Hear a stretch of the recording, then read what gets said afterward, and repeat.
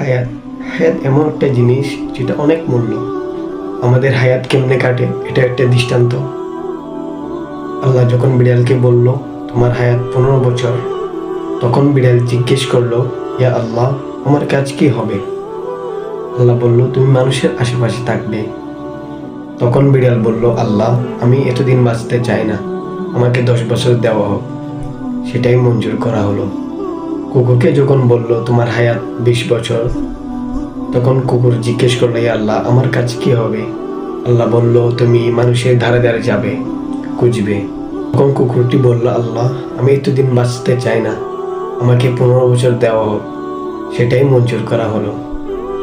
গাধাকে যখন বলা হলো তোমার বয়স 45 বছর, তখন গাধা জিজ্ঞেস করলো, ইয়া আল্লাহ, আমার কাজ কি হবে? আল্লাহ বলল, তুমি মানুষের মাল সামানা পিটে নিয়ে এক জায়গা থেকে অন্য জায়গায় নিয়ে যাবে। গাধাটি বলল, আল্লাহ, আমি এতদিন বাঁচতে চাই না, আমাকে 35 বছর দেওয়া হোক। সেটাই মঞ্জুর করা হলো। বানরকে যখন বলল তোমার হায়াত 25 বছর, তখন বানর জিজ্ঞেস করলো, ইয়া আল্লাহ, আমার কাজ কি হবে? আল্লাহ বলল, তুমি মানুষদেরকে হাসাবে, আনন্দ দিবে। তখন বানরটি বলল, ইয়া আল্লাহ, আমি এতদিন বাঁচতে চাই না, আমাকে 15 বছর দেওয়া হোক। সেটাই মঞ্জুর করা হলো। মানুষ যখন সৃষ্টি হয় তখন সে মায়ের কাছে 10 বছর বিড়ালের মতো আদরে লালিত পালিত হয়।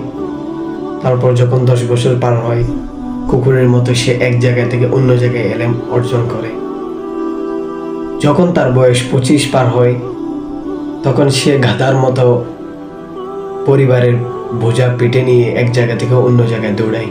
যখন তার বয়স 7 বছর পার হয়, তখন সে বানরের মতো নাতি নাতনিদেরকে হাসি দেয়, আনন্দ দেয়।